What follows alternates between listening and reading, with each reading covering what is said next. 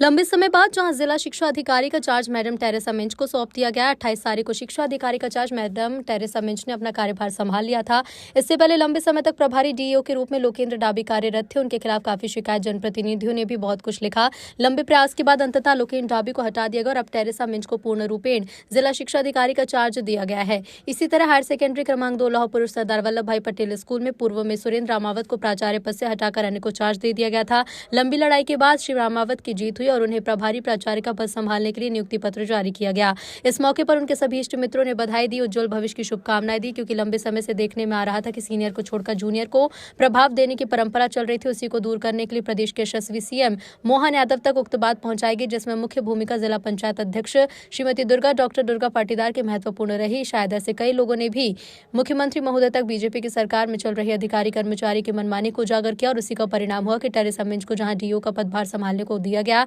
तो वहीं क्रमांक 2 में सुरेंद्र रामावत को पुनः प्राचार्य का पद संभालने के लिए दे दिया गया। रामावत सर के चार्ज के संबंध में जो अधिक मुझे महसूस किया कि सभी अधिकारी जो इसके लिए जिम्मेदार थे वो पूर्वाग्रह से ग्रसित थे। पूर्वाग्रह से ग्रसित होने के कारण से जो एक सामान्य प्रक्रिया है कि संस्था का जो वरिष्ठ व्यक्ति होता है उसको चार्ज दिया जाता है। पूर्व में भी 2 बार इसी संस्था में इनको चार्ज दिया गया था, परंतु इस बार थोड़े पूर्वाग्रह ज़्यादा हो गए और इनको नियमों से हटकर जो चार्ज देने की जो स्थिति बनी थी, तो ये एक स्वाभिमान की लड़ाई थी, इसमें मान सम्मान की लड़ाई थी, इसमें कोई लाभ हानि की लड़ाई नहीं थी। परंतु एक जो स्वाभिमान होता है, तो मिस्टर रामावत ने स्वाभिमान की लड़ाई लड़ के और आज पुनः जो इस प्रभार को प्राप्त किया है, तो मैं इनको बधाई देता हूं और अधिकारियों से कहना चाहता हूं कि व्यक्तिगत मामले जो भी हों उनको अपने तक सीमित रख के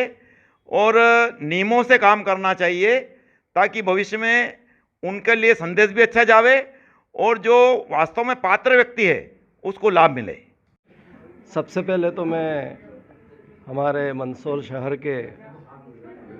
भूत भावन भगवान पशुपतिनाथ जी का मैं धन्यवाद दूंगा और उसके पश्चात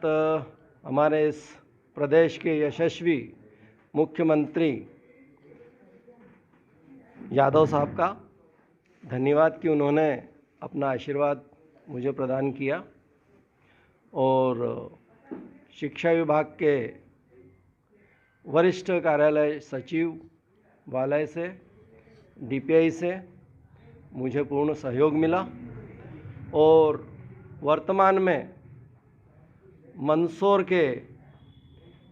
जिला पंचायत अध्यक्षा रानी दुर्गावती डॉक्टर विजय पाटीदार का मुझे बहुत बहुत आशीर्वाद रहा। पूर्व जिला पंचायत अध्यक्ष मदनलाल जी राठौर साहब का भी मुझे बहुत बहुत आशीर्वाद रहा और साथ में बीएल पाटीदार जी जो पूर्व विधि के प्रभारी रहे हैं, उनका लंबे समय से मेरे संघर्ष में उनका साथ रहा और हमारे युवा तुर्क शीतल जी जैन का भी मैं बहुत बहुत आभार अभिनंदन व्यक्त करता हूं और इन सब के और आप सबके आशीर्वाद से और आप सबकी मनोकामना के अनुरूप शिक्षा विभाग ने बहुत लंबे समय बाद देर से ही सही परंतु सुनी है, सत्य की विजय हुई है और खुशी इस बात की है कि संघर्ष के बाद यदि कोई विजय मिलती है तो उसका एक आनंद ही कुछ और होता है, जो आपको परिलक्षित हो रहा होगा। इसमें हमारे श्याम देशमुख जी, सुरेश जी भावसार और इनकी पूरी पत्रकार टीम और भाजपा जिला ये संगठन के सारे पदाधिकारियों का भी मुझे बहुत बहुत आशीर्वाद रहा है। अनुराग पाठक का भी हमारा बहुत सहयोग रहा है इस मामले में और सभी का, मैं तो स्टाफ साथियों का भी ये मनोभावना थी कि एक सत्य की विजय हो और वो हुई है और मैं सबका धन्यवाद देता हूँ, पूरे शिक्षा विभाग का, शिक्षा जगत का। और कैसा पहले भावुक पल आप इतने समय संघर्ष किया और आज संघर्ष तो जिंदगी में मनुष्य को उठाता है, उन्नति की ओर पहुंचाता है और ये परिणाम है। अच्छी बात है, देर से ही सही, परंतु देर से आए दुरुस्त आए। शासन ने अपना जो है पक्ष में निर्णय लिया, तो ये साबित हो रहा है कि कहीं ना कहीं रामावत सर अपनी जगह सही थे और उनकी जो लड़ाई थी शिक्षा विभाग से वो स्वाभिमान सम्मान की लड़ाई थी, और उसके अंतर्गत जो भी ऐसी ताकतें जो